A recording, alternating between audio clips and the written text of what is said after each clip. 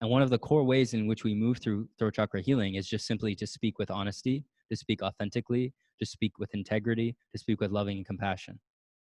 This is how we heal the throat chakra, right? So it's not as much as complex energy healing technique or all this. One of the fastest ways in which the throat can begin to heal and open is by speaking in this manner. So having those authentic conversations with those that you feel you need to have, speaking honestly about what you truly feel, recognizing what you truly feel, not what's just an emotional response to something, which is also fine, but we have to remember that that can very quickly turn into a projection, which gets passed off as, oh, I'm just being vulnerable and authentic, whatever. Um, Not necessarily, right? So we have to be mindful and balanced with this. And just speaking with loving compassion, having an intent of loving compassion with our words.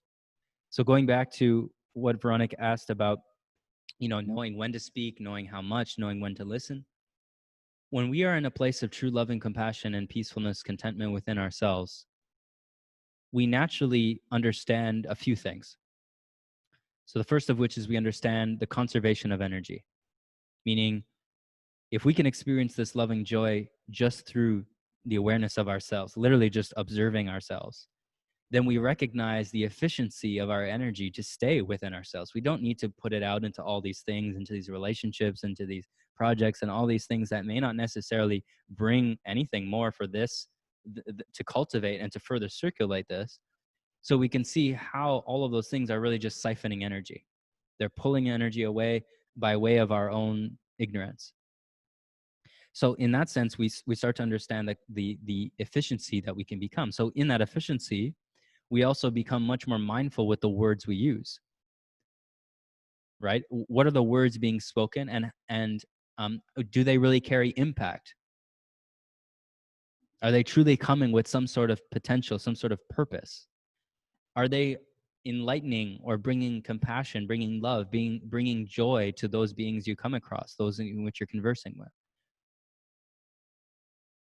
Right? Or does it bring harm? Does it bring pain? Does it bring suffering?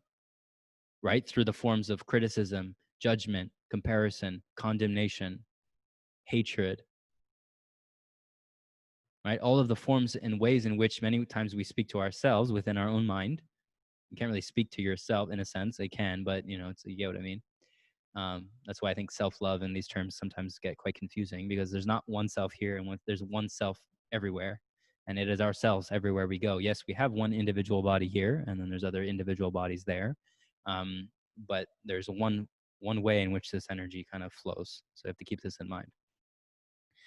Though when we're coming from this clear place, then we relieve ourselves from the criticism, the judgment, the hatred, the condemnation, to see that no matter how painful it may be within, no matter how evil one has been to you and all this, it does not mean that bringing criticism and judgment and condemnation is going to make that situation any better, or it's going to bring any more joy.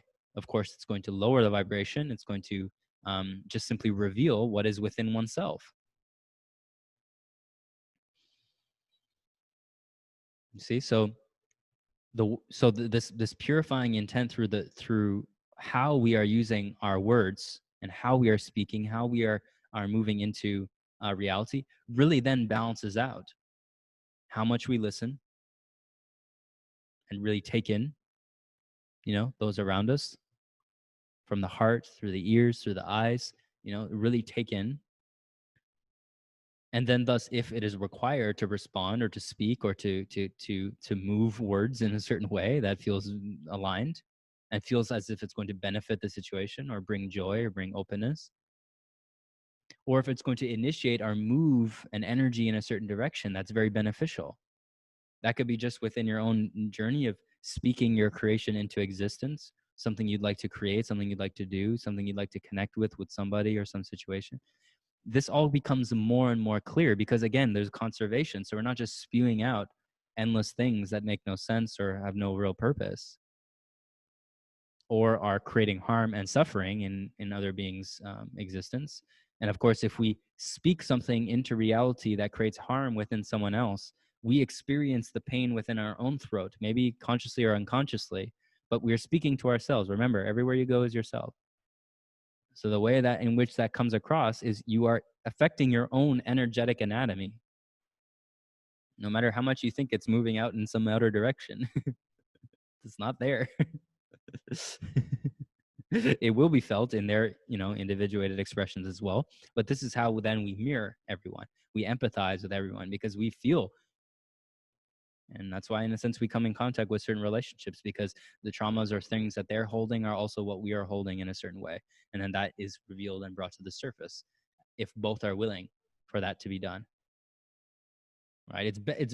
It's nice if that's the case. It does not require it for you to work through your healing for someone else to also be.